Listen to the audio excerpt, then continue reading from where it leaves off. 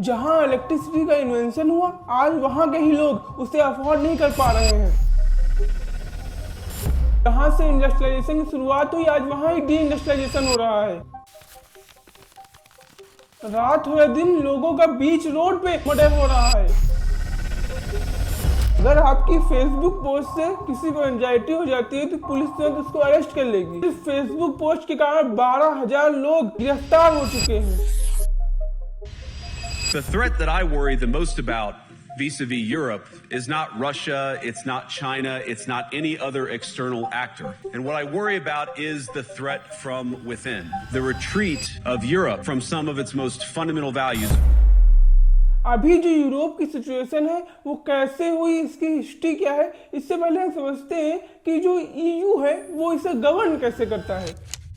European union की founding 1 नवंबर 1993 को हुई थी। Was signed that had huge significance for the future of Europe, but for some individual states it caused nothing but trouble.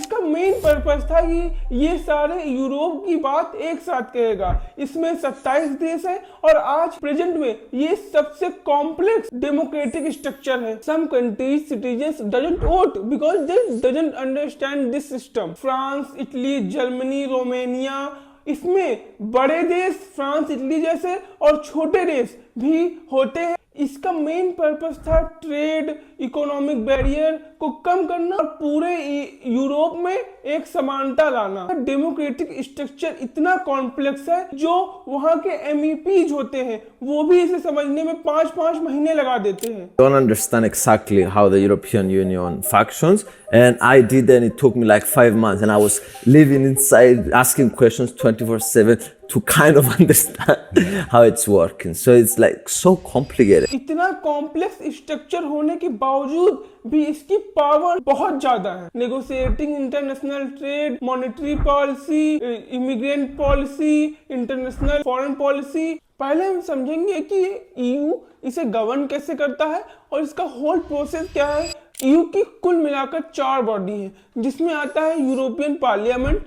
ये अपने यहाँ का लोकसभा के बराबर है, मतलब इसमें 5 साल के लिए मिनिस्टर आते हैं और इसके जो मिनिस्टर होते हैं वो EU citizens, whole EU means पूरे यूरोप से चुने जाते हैं और ये डायरेक्टली इलेक्टेड होते हैं फ्रॉम पब्लिक। का काम होता है कि जो भी बिल आता है उन पे डिबेट करना और उसे अमेंड करना। फिर आता है यूरोपियन यूनियन, ये भी एक मिनिस्टर्स की बॉडी होती है, लेकिन इसमें जो भी मिनिस्टर्स होते हैं वो मेंबर स्टेट के गवर्नमेंट, जो रूलिंग गवर्नमेंट होती है वो इन्हें भेजती है। मिनिस्टर वही होते हैं जैसी पॉलिसी डिस्कस की जा रही है, क्लाइमेट के लिए अलग, बजट के लिए अलग।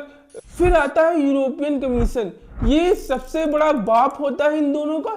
इसमें जो मेंबर्स होते हैं वो दोनों से इलेक्ट होके जाते हैं और इतनी पावर इसके पास होती है, नया लॉज प्रपोज करता है और ये EU के पूरे इंटरेस्ट को दिखाता है। लेकिन इस कहानी में ट्विस्ट जब आता है जब इसका 4th पार्ट है यूरोपियन काउंसिल। इसमें जो भी मेंबर्स हैं वो हेड है अपने कंट्री के, जैसे prime minister, presidents of member states. और ये इसलिए बहुत ज्यादा कंट्रोवर्शियल है क्योंकि ये यूरोप की पूरी पॉलिसी सेट करते हैं। यही होते हैं जो यूरोपियन कमीशन को भी इन्फ्लुएंस करते हैं। इसमें जो मेंबर्स होते हैं वो बड़ी बड़ी कंट्री के भी होते हैं, छोटी छोटी कंट्री के भी होते हैं, लेकिन जो बड़ी बड़ी कंट्रियां होती हैं जैसे फ्रांस, जर्मनी, इटली, ये पूरे EU काउंसिल को इन्फ्लुएंस कर लेती हैं और जो छोटे मेंबर्स होते हैं उनको कुछ नहीं मिलता है और यही ब्रांच सबसे ज्यादा पावर्स होल्ड करती है। इसीलिए यूरोप का हर आदमी इसे हेट ही करता है। यूरोपियन यूनियन यूरोप को बर्बाद करने में जुटा है। You destroy the European economy and agriculture. Europe becomes an open-air museum in terms of agriculture. Us Europeans are becoming poorer and poorer because of you.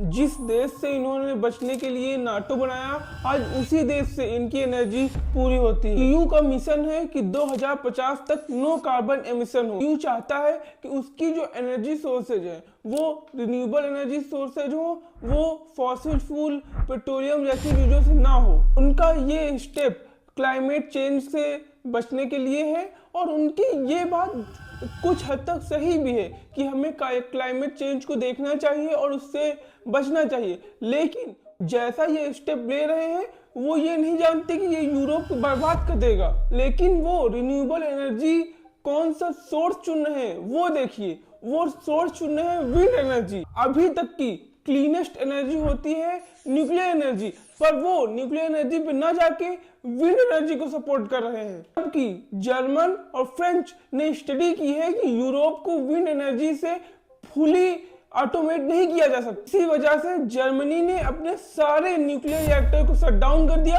और फ्रांस ने भी अपने आधे रिएक्टर को शट डाउन कर दिया। इससे इतना अनएम्प्लॉयमेंट, एनर्जी क्राइसिस, छोटे छोटे लोगों के पास एनर्जी अफोर्ड करने का पैसा ही नहीं है। विंड एनर्जी की सबसे बड़ी प्रॉब्लम है कि उसे बहुत वास्ट एरिया चाहिए, और यूरोप में इतने डेंसली पॉपुलेटेड एरियाज हैं, वहां की कभी इलेक्ट्रिसिटी पूरी नहीं हो पाएगी क्योंकि विंड एनर्जी के लिए इतनी जगह चाहिए और उनके पास वो है ही नहीं। सबसे बड़ी हिपोक्रेसी इस बात की है कि अगर हम नेचर को प्रोटेक्ट कर रहे हैं और उसमें हम विंड मिल्स लगाते रहेंगे तो नेचर को प्रोटेक्ट हम कहां से कर रहे हैं। दूसरी सबसे बड़ी प्रॉब्लम है the instability of wind energy.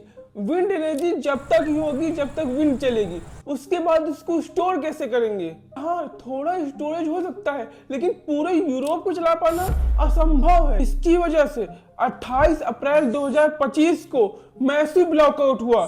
Spain, Portugal, southern France, Germany, Italy, transportation, hospital, flights, train, communication सब कुछ खत्म हो गया। सबसे बड़ी प्रॉब्लम है इसकी एनर्जी कॉस्ट, क्योंकि अगर हम विंड एनर्जी पर डिपेंड हो जाएंगे तो सबसे बड़ी प्रॉब्लम होगी जो एनर्जी कॉस्ट होगी, उसका जो पैसा होगा वो बहुत ज्यादा हो जाएगा, जिससे जो आम लोग हैं वो अफोर्ड नहीं कर पाएंगे। जर्मनी में 24,000 बिजनेस का एक सर्वे किया गया तो उन्हें पता चला कि 4 में से 1 केमिकल इंडस्ट्री शट डाउन हो रही है या तो अपना प्रोडक्शन कम कर रही है यूरोप में, क्योंकि इतनी ज्यादा एनर्जी कॉस्ट हो गई है कि वहां के कंपनी उसे अफोर्ड ही नहीं कर पा। और उसमें यह भी पाया गया कि 16% ऑटोमोबाइल्स कंपनियां भी इससे सफर कर रही हैं। यही चांस है इंडिया का, क्योंकि जो भी ईयू की कंपनीज हैं वो यूएस शिफ्ट हो रही हैं। हमें उन्हें रोकना है, और जो ईयू की कंपनीज हैं अगर वो इंडिया शिफ्ट हो जाएं तो हमें बहुत ज्यादा फायदा होगा।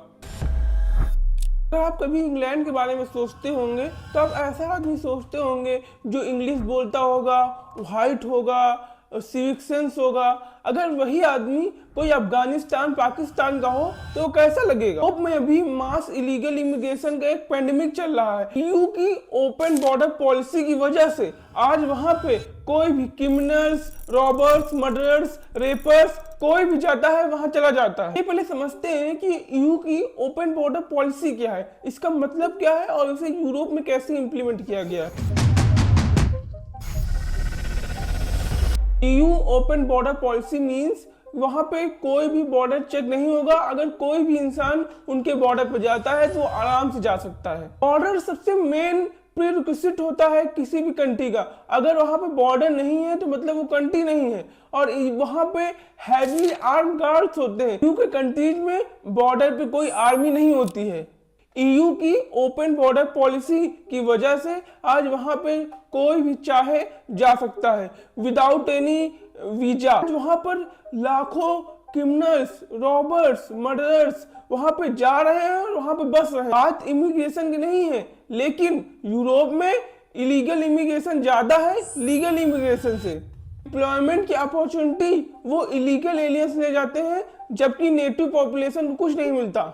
आज इलीगल एलियंस की वजह से पूरा लंदन एक मर्डर कैपिटल बन गया है। Knife stabbing, crime rates, rape इतने ज्यादा हो गए हैं कि पूरी कंट्री बर्बाद हो रही है। Stabbing cases, murder cases, rapping cases, grooming gangs इतनी ज्यादा हो गई हैं कि क्राइम रेट्स इतना सर के ऊपर से निकल गया है। Survey revealed that 1/3 of women across the EU has experienced the physical और सेक्सुअल वायलेंस। और पूरे EU में 90% केस तो दर्ज ही नहीं होते, सिर्फ 10% का हमें स्टैटिस्टिक्स मिलता है और 90% हमें मिलते ही नहीं। यूके में ग्रूमिंग गैंग्स इतनी ज्यादा बढ़ गई हैं कि वहां के 10 साल 11 साल की बच्चियों को सेक्सुअल काम कराया जाता है। सारे millionaires and rich peoples are going out from EU to Dubai like countries because of the safety. Crime rate इतना ज्यादा हो गया है कि कोई नॉर्मल आदमी सड़क पे भी नहीं चल सकता। को भी इसमें सीख लेनी पड़ेगी, क्योंकि हमारे यहाँ भी बांग्लादेश और रोहिंग्या से इलीगल एलियंस यहाँ पे घुस रहे हैं और हमारी सरकार इस पे अभी कोई काम नहीं कर रही। इंटरनेट को सेफ करने के लिए EU काफी सारे लॉ लाता है, जिससे इंटरनेट पे hate speech, miss information, disinformation और हेटफुल कंटेंट को बंद किया जा सके। To Brussels, where EU commissars warn citizens that they intend to shut down social media during times of civil unrest the moment they spot what they've judged to be, quote, hateful content. EU इसके लिए एक law लाता है, digital service act. ये law जो भी social media company है जिनके 45 मिलियन से ज्यादा यूजर है वो इससे कंप्लाई करेंगी। अगर वो उससे कंप्लाई करने से मना करेंगी तो उन्हें फाइन देना पड़ेगा, जो होगा उनके टर्नओवर का 6%। ये लॉ कहता है अगर कोई भी हेट स्पीच, कोई भी हार्मफुल कंटेंट अगर होगा तो उसे तुरंत हटा दिया जाएगा। इसकी जिम्मेदारी सोशल मीडिया कंपनीज की है। अगर वो इसे नहीं हटाएंगे तो इनको फाइन देना पड़ता है। लेकिन इसमें एक ट्विस्ट है कि कौन डिसाइड करेगा कि कौन कंटेंट हेटफुल है, कौन मिस इन्फॉर्मेशन है, कौन सा कंटेंट ऑनलाइन नहीं रहना चाहिए। इस लॉ में बताया गया है कि ट्रस्टेड फ्लैगर्स मतलब 3 लोग होंगे जो डिसाइड करेंगे कि कौन सा कंटेंट हेटफुल है और कौन सा कंटेंट अच्छा है। नंबर 1 ऑर्गेनाइजेशन, NGOज, गवर्नमेंट अथॉरिटीज।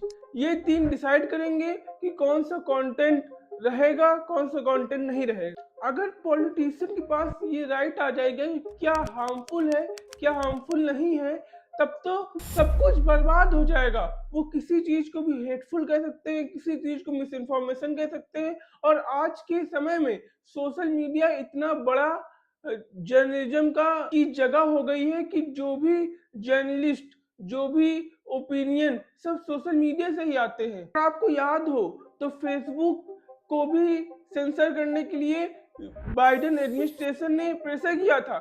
जो भी लोग कोविड के बारे में अलग बात करते, जो भी लोग कोविड के वैक्सीन को बताते कि इसमें साइड इफेक्ट है, उनके अकाउंट्स तुरंत डाउन किए जा रहे हैं। कोविड वैक्सीन की साइड इफेक्ट की बात डिस इन्फॉर्मेशन करते हुए टेक डाउन करा दी जाती थी, लेकिन बाद में क्या निकला कि कोविड वैक्सीन की साइड इफेक्ट होते हैं। आज के समय में इंस्टाग्राम, फेसबुक, व्हाट्सएप तो चलो कम न्यूज के लिए यूज होते हैं, लेकिन ट्विटर सबसे बड़ा न्यूज नेटवर्क है और इसमें सारे prime ministers and other prestigious journalist भी होते हैं। DSA इनसे भी कंप्लाई करने को कह रहा था, लेकिन इलॉन मस्क ने इसे रिफ्यूज कर दिया और इस एक्ट को सेंसरशिप एक्ट बताया। अगर डेमोक्रेसी में पॉलिटिशियन डिसाइड करने लगेंगे क्या सही है क्या गलत है, तब तो डेमोक्रेसी नहीं रह जाएगी। From my read of history, those people who try to censor are always bad people। और हम हेटफुल और मिस इन्फॉर्मेशन बात कैसे पता करेंगे? अगर मैं अभी ट्विटर पे जाके ये लिख दूं कि अर्थ राउंड है, तब भी अमेरिका के 10% लोग उसे हेट करेंगे, क्योंकि उनका मानना है कि अर्थ फ्लैट है। तो क्या और ये बात मेरी हेटफुल हो गई, ये बात मेरी मिस इन्फॉर्मेशन हो गई? वो अपने वोट के लिए इस बात को भी टेक डाउन कर सकते हैं। उनका बस चलेगा क्या इन्फॉर्मेशन है, क्या मिस इन्फॉर्मेशन है। जर्मनी में एक आदमी अरेस्ट हो गया क्योंकि उसने एंटी फेमिनिज्म पर कमेंट कर दिया था। Or to this very country, where police have carried out raids against citizens suspected of posting anti-feminist comments online as part of, quote, combating misogyny on the internet. 12,000 लोग UK में सिर्फ Facebook post के लिए गिरफ्तार हो चुके हैं। British police ने एक आदमी को कैप्चर कर लिया क्योंकि उसकी पोस्ट से किसी आदमी को एंजाइटी हो गई थी। इस स्टोरी को इलॉन मस्क ने भी शेयर किया था। इससे इंडिया को भी सीख लेनी चाहिए कि हमें कभी भी किसी भारी भरकम ब्यूरोक्रेटिक सिस्टम में अपने आप को नहीं जोड़ना चाहिए, क्योंकि जब भी किसी हम हैवी ब्यूरोक्रेसी सिस्टम में हो जाते हैं, हरदम वहां ऐसे ही रूल आते हैं जो पूरा कंट्रोल चाहते हैं। बस इसी बात से मैं आपसे विदा लेता हूँ। जय हिंद।